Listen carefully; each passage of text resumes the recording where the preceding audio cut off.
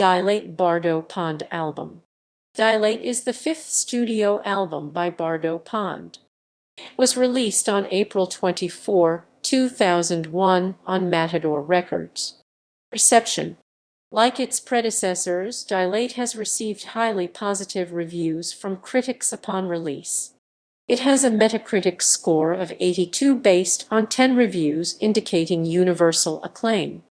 AllMusic picked the album as the best in the band's discography, with Heather Phair's writing that it cuts through the dense, smoky haze of set and setting and lapsed to deliver its most refined collection to date.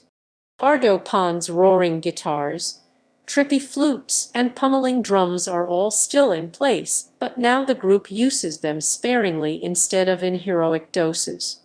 Indeed, the album's best moments mix equally vast amounts of noise and space, giving Dilate an appropriately expansive feel. In a similarly positive review, Billboard magazine noted that the album has more in common with avant jazz and contemporary classical than with most heavy rock, and called it out of step with today's reigning popular culture.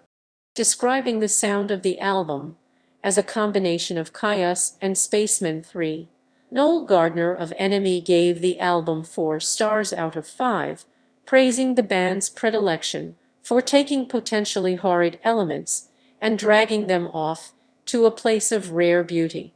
In the end, you gleefully submit to random moments of extreme pressure heaviosity like Sunrise, vocalist Isobel Sollenberger repeatedly sighing "Watch it happen" like the millennial Grace Slick of non-sequiturs she unquestionably is.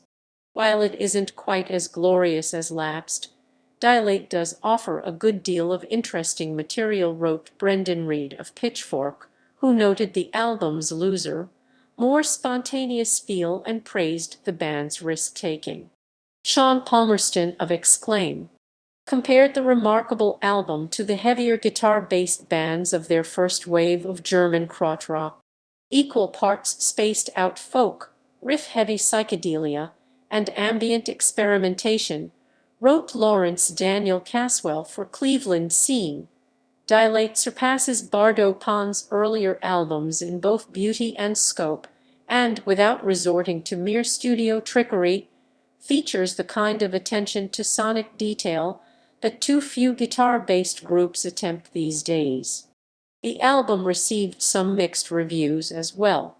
Peter Margasak wrote, for Chicago Reader, sometimes they sound downright clunky, but sometimes their labor pays off. The violin playing of Isobel Sollenberger, whose singing lately sounds nearly as dyspeptic as Jennifer Haraba's, may be rudimentary at best, but it blends nicely with the acidic wash of electric and acoustic guitars played by John and Michael Gibbons. G.C. Weeks of Comes with a Smile wrote that the band seemed no longer to have anything new or interesting to impart.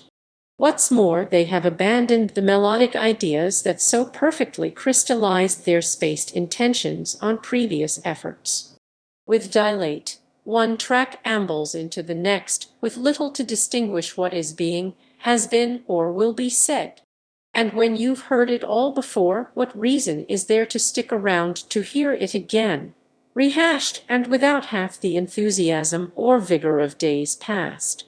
Track listing: Two Planes 7:26, Sunrise 5:26, Inside 11:43, Aphasia 6:2, Favorite Uncle 5:58, Swig 4:22, Despite the Roar 7:7, LB 8:31, Hum 3:43, Ganges 11:23, Vinyl bonus tracks: Summerflux 4:19, Personnel: Isobel Sollenberger flute, violin, vocals; Michael Gibbons guitar, producer; John Gibbons synthesizer, guitar, percussion; Clint Take bass, bass; Greg Calby mastering.